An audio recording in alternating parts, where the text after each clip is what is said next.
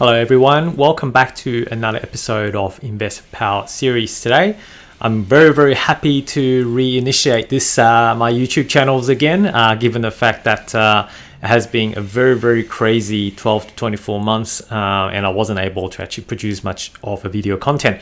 But now that I've got my business a bit more down pat, I would love to come back and provide more videos talking about what's currently going on with property markets, giving everyone a bit of update about lending environment, as well as getting some guests on the show basically. So I think there will be a variety of different type of contents this year to be able to give everyone a bit of insight on what's currently happening.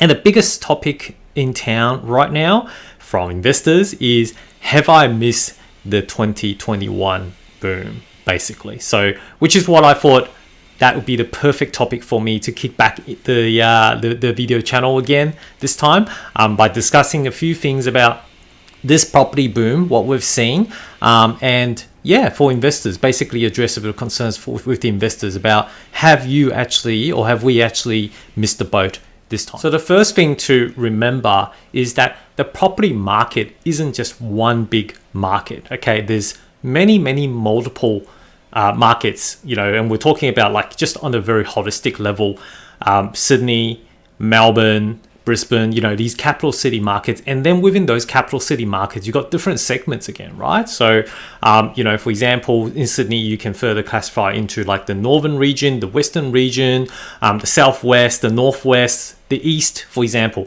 Each one of them is operating at a different speed. And then if you want to go even further down, you can even drill down into the different level of suburbs. And each suburb would also perform very differently as well. So, you have to keep in mind that when we talk about property market, it's not just one big market. It actually consists of many smaller markets, and they all run at different speeds. Now, what we've seen last year in 2021 is really a phenomenon, okay?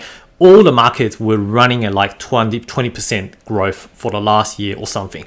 That's not always the case. And, you need to remember that, in fact, typically, like the market will be running at different speeds. So, you'll have certain cities which actually is increasing in value, while some other cities are actually decreasing, and most of the other markets are probably doing flat as well. Okay, so what we call, there'll be multiple tier markets, which is the norm basically, is what we're expecting to see from this point onwards.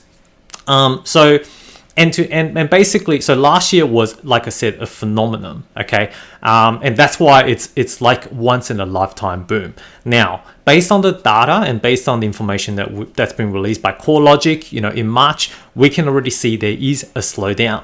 However, the biggest slowdown so far is on the Sydney and Melbourne front, because these are the markets that's already very expensive. They've done a significant run in the last 12 months, and it's typical for them to pull back a little bit as part of the natural correction of the cycle.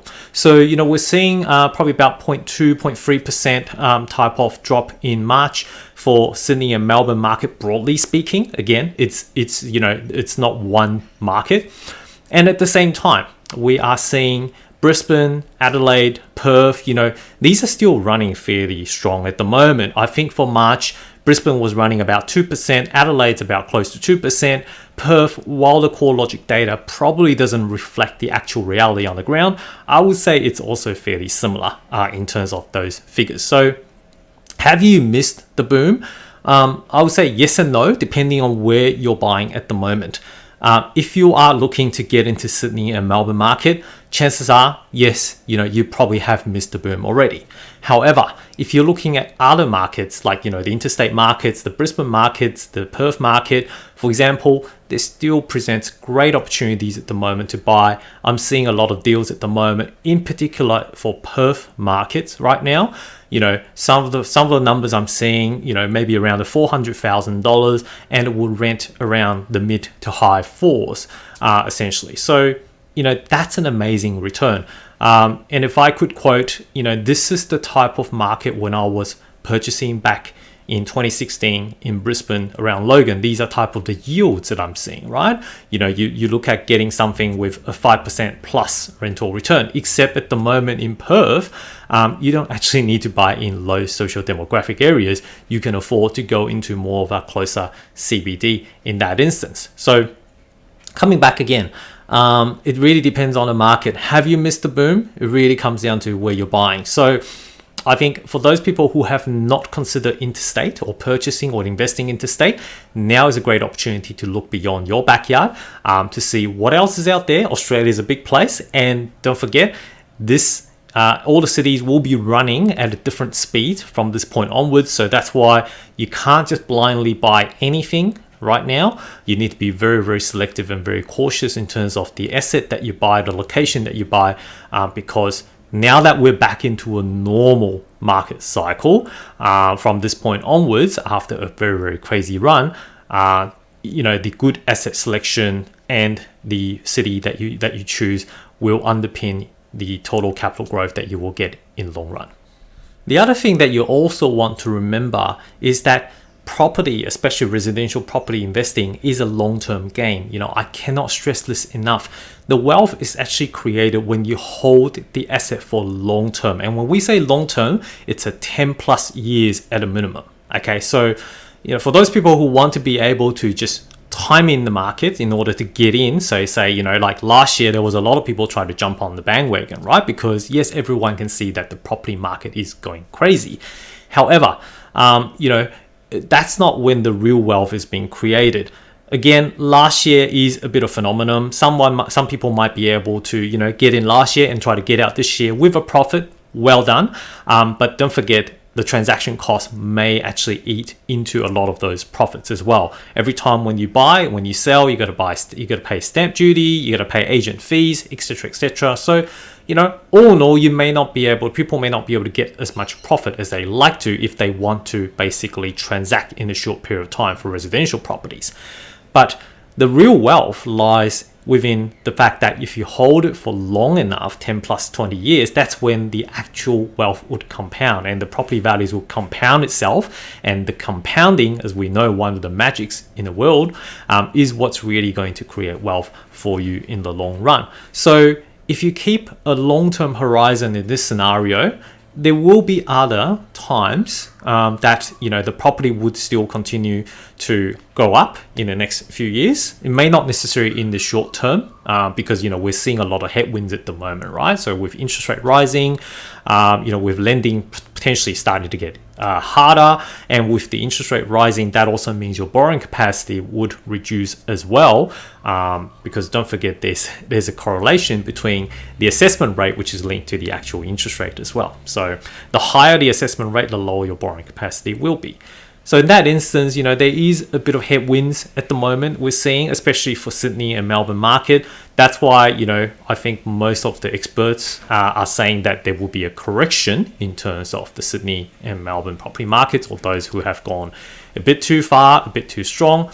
But having said that, if you hold it for long term, and like personally, I say if I hold out my properties and I'm not looking to sell, then why would the value of the property actually matter to me? So if you hold a long-term view in that instance, and most of the time you'll find that yes, you can't time the market properly, or you can't basically accurately say when's the lowest time, when's the cheapest time that you should be getting into the market. Nobody can time that basically. But don't worry about timing as long as you can afford it. And this may sound like a cliche, and I know it always does. When you can afford it, get into the market, hold it for long term. And that's where the actual power of the property investing is going to come from. So ignore the noise will be my suggestion. There's a lot of noise at the moment around the media.